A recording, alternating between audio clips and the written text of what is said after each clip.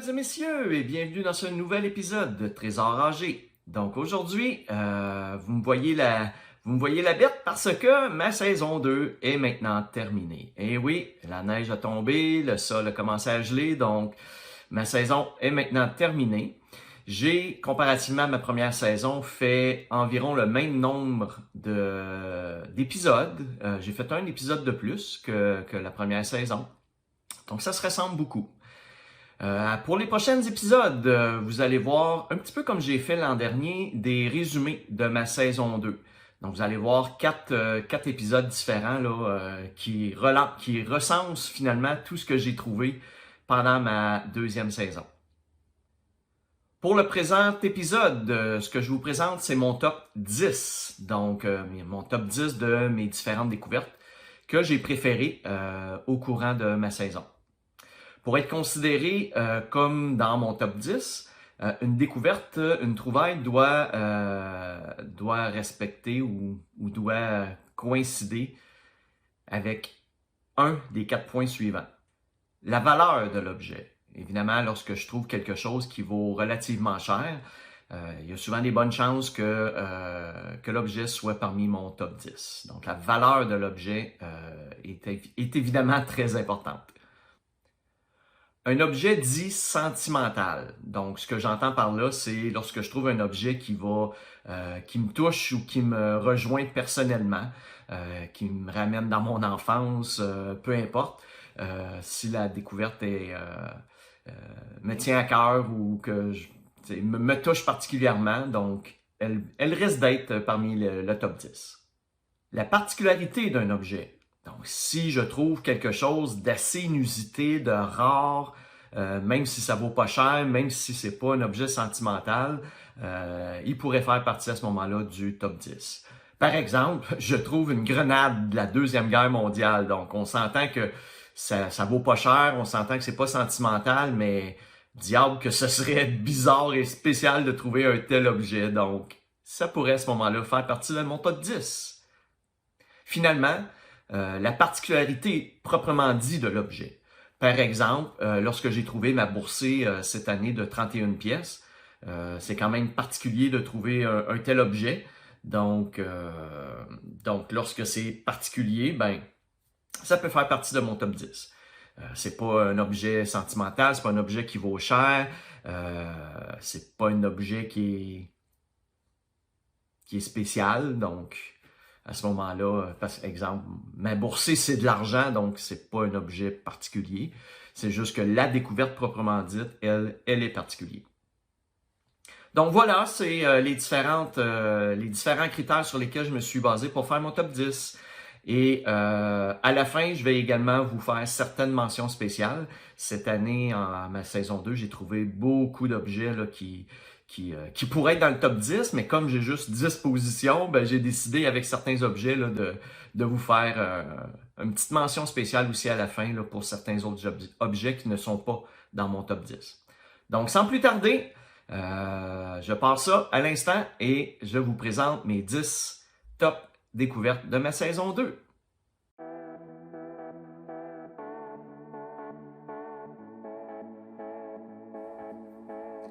Les 25 sous datant de 67 à 68 étaient faits de 50% d'argent, alors que ceux de 1930 à 1967, le 25 cents avait une concentration de 80% d'argent.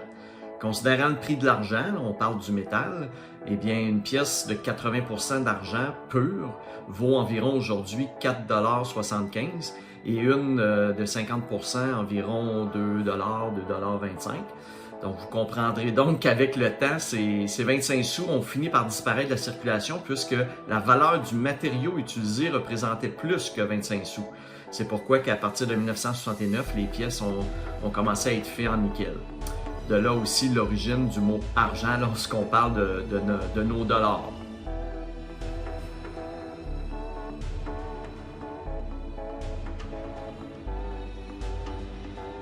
Belle petite bague pour enfants qui était en or 10 carats, trouvée dans le parc d'une école. Très joli petit bijou.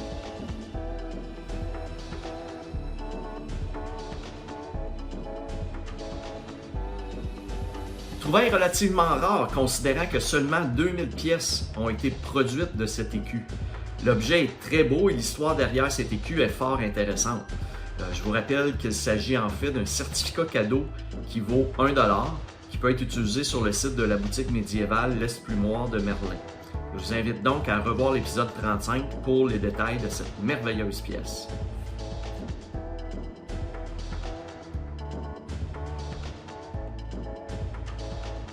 Cette trouvaille fait partie de mon top 10 pour la simple raison que lors de sa découverte, ça m'a carrément ramené à mon enfance quand j'avais à peu près 7-8 ans et que j'admirais que j'avais ce 25 sous-là entre les mains.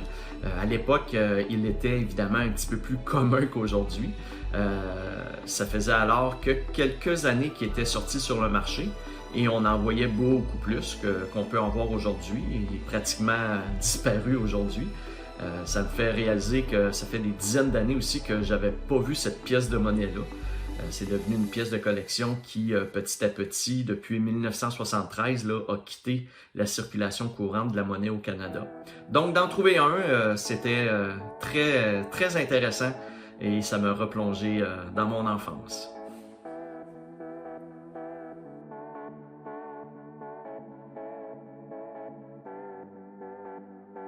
Trouvée sur le banc d'un parc, cette drill vaut à l'état neuf plus de 200 $.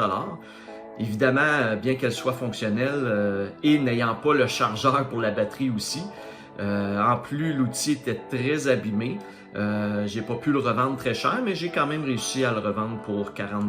Donc ça fait un beau 40 $ de plus là, à ma cagnotte pour cette année.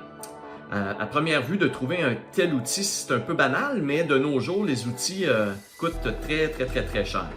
Donc, cette trouvaille fait partie de mon top 10 dû à sa valeur.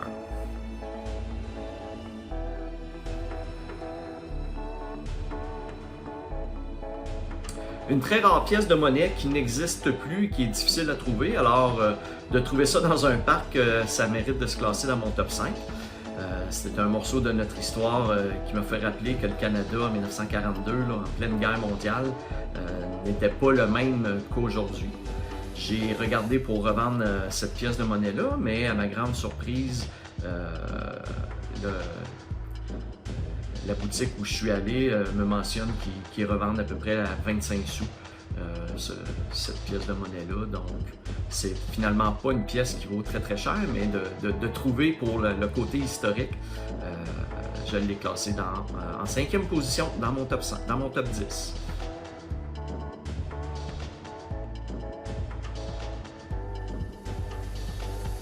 Une bague en argent, donc très beau bijou en argent pur 925 que j'ai trouvé dans un parc de Laval. La bague a un très beau style, vraiment un très bel objet.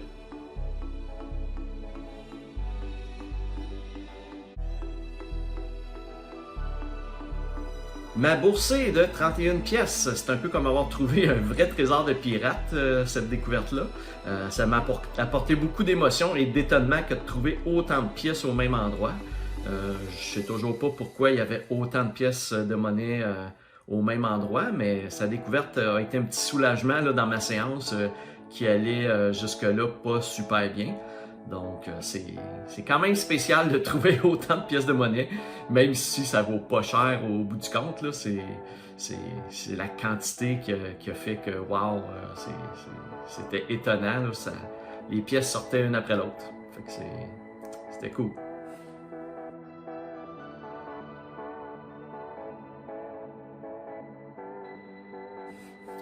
En deuxième position vient ma petite bague en or 10 carats que j'ai trouvée, qui est très belle. Donc je ne pouvais pas ne pas la mettre dans mon top 10.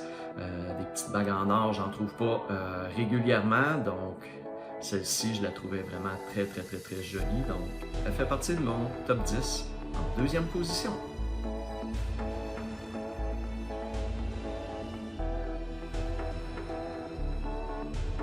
Finalement, mon top 1, qui est ma plus belle trouvaille de ma saison, c'est ma bague en forme de serpent en or 18 carats.